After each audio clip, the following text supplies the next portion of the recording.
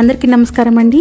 Evening snacks తోటి మేము ముందుకు వచ్చేసాను. దానికోసం ముందుగా బంగాళదుంపల్ని ఉడకబెట్టుకొని పీల్ తీసుకొని మిక్సీ జార్లోకి వేసుకోవాలి. తర్వాత కొత్తిమీరని కాడలతో పాటు వేసేసుకొని సోంపు, వెల్లుల్లి పౌడర్, ధనియాల పౌడర్, చిల్లీ ఫ్లేక్స్, జీరా పౌడర్, చాట్ మసాలా, కొంచెం గరం మసాలా వేసుకొని ఇష్టం ఉన్న వాళ్ళు పన్నీర్ని యాడ్ చేసుకోవచ్చు. లేదంటే పొటాటోస్ తోటి కూడా గ్రైండ్ చేసేసుకోవచ్చు. తగినంత ఉప్పు వేసేసి మెత్తగా పేస్ట్ లాగా తయారు చేసుకోవాలి. ఇప్పుడు ఒక గిన్నెలోకి గోధుమ పిండిని తీసుకొని ఆ పిండిలోకి తయారు చేసుకున్నటువంటి పేస్ట్ని వేసుకోవాలి. వాటర్ని ముందుగా యాడ్ చేసుకోకూడదు.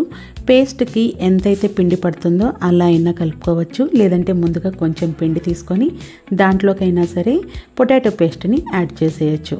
ముందుగా వాటర్ కలపకుండా ఎంతవరకు పిండి కలుస్తుందో అంతవరకు పిండిని కలుపుకోవాలి. తర్వాత వాటర్ అవసరం పడితే కొద్ది కొద్దిగా చల్లుకుంటూ పిండిని మొత్తం కలిపేసుకోవాలి. పిండిని కాస్తంత సాఫ్ట్గానే కలుపుకోవాలి. కొంచెం కొంచెంగా వాటర్ పడితే కొంచెం కొంచెంగా యాడ్ చేసుకోవాలి. ఒకటేసారి మొత్తం వేసుకోకూడదు. నేను ఆల్రెడీ పొటాటో మిశ్రమంలో సాల్ట్ని వేసుకున్నాను కాబట్టి పిండిలో వేసుకోలేదు. ఒకవేళ మీరు పొటాటోలో తక్కువ పడితే పిండిలో కాస్తంత సాల్ట్ని యాడ్ చేసుకోవచ్చు. దీనిలో సోడా ఉప్పు కానీ ఇంకేదైనా ఏవి కలపకుండా సింపుల్గా పిండిలో కాస్తంత ఉప్పు వేసుకుంటే చాలు. తర్వాత కాస్తంత ఆయిల్ని వేసేసుకొని సాఫ్ట్గా కలిపేసుకోవాలి. ఇప్పుడు ఫ్లోర్ మీద పొడి పిండిని వేసేసుకొని ఒక పెద్ద సైజు ఉండని తీసుకొని చపాతీని చేసుకున్నట్టుగా చేసేసుకోవాలి. చాలా సింపుల్గా అయిపోతుంది. చాలా టేస్టీగా కూడా ఉంటుంది. ఈలోపు స్టవ్ మీద ఆయిల్ని పెట్టుకొని సిమ్లో పెట్టుకొని వేడి చేసుకోవాలి. కింద అతుక్కోకుండా ఉండడం కోసం పొడిపిండిని చల్లుకుంటూ చపాతీలాగా చేసుకోవాలి.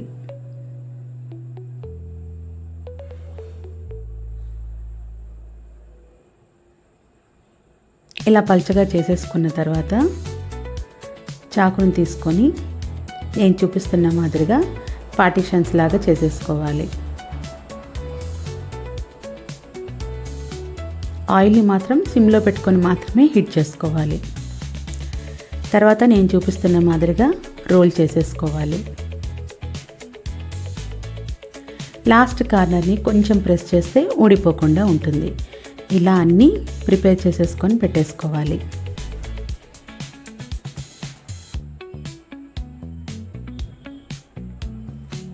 లూజ్గా లేకుండా టైట్గా ఉండేటట్టే చూసుకొని రోల్ చేసుకోవాలి.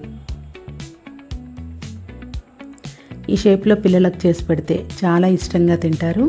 అలాగే మనం వేయించుకునేటప్పుడు కూడా కాస్తంత జాగ్రత్తగా తీసుకొని వేయించుకుంటే లోపల కూడా చక్కగా ఫ్రై అయిపోయి వీటి టేస్ట్ అనేది చాలా చాలా బాగుంటుంది. సమ్మర్లో పిల్లలు ఇంటి దగ్గర ఉండి ఎప్పుడూ ఏదో ఒక స్నాక్ కావాలని అనుకుంటారు. వాళ్ళ కోసం ఇలా ట్రై చేయండి. చాలా ఇష్టంగా తింటారు.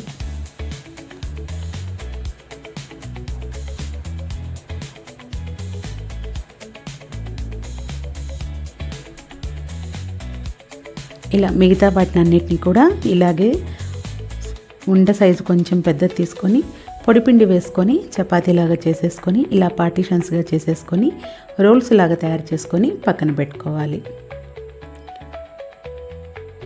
ఆయిల్ మీడియంగానే ఉండేటట్టుగా చూసుకోవాలి. హైలో ఉండకూడదు. మీడియంగా ఉన్నప్పుడే ఆయిల్లో వేసేసుకోవాలి. అప్పుడే ఇది లోపల వరకు ఫ్రై అయ్యి పిండి పిండిగా లేకుండా ఉంటాయి. మీరు హై ఫ్లేమ్లో పెట్టుకుంటే పన్నీర్ కూడా వేసుకున్నాం కాబట్టి తొందరగా గోల్డెన్ కలర్లోకి వచ్చేస్తుంది. కాబట్టి మీడియం టు లోలో పెట్టుకొని వీలైతే ఫ్లేమ్ని సిమ్లో పెట్టుకొని కూడా ఫ్రై చేసుకోవచ్చు. వేసుకున్న ఒక 2-3 నిమిషాల వరకు కదిలించకుండా తర్వాత మెల్లిగా కదిలించుకుంటూ కాస్త కలర్ మారే వరకు ఫ్లేమ్ని సిమ్లోనే పెట్టుకోవాలి. లేదా మీడియంలో పెట్టుకొని ఫ్రై చేసుకోవాలి. తర్వాత వాయికి వేడి ఎక్కువగా ఉన్నట్టు అనిపిస్తే పూర్తిగా సిమ్లోకి మార్చుకొని వేగనివ్వాలి. ఇలా చేయడం వల్ల లోపల వరకు ఇవి చక్కగా ఫ్రై అవుతాయి.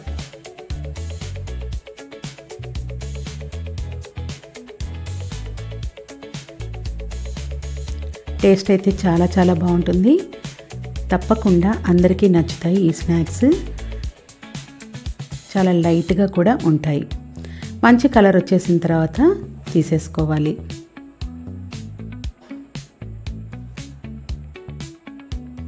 తర్వాత వాయిని కూడా ఇలాగే వేసేసుకొని ఫ్లేమ్ని సిమ్లో పెట్టుకొని ఫ్రై చేసేసుకోవాలి.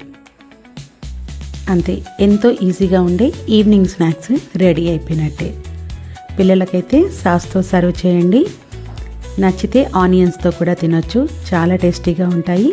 తప్పకుండా ట్రై చేయండి.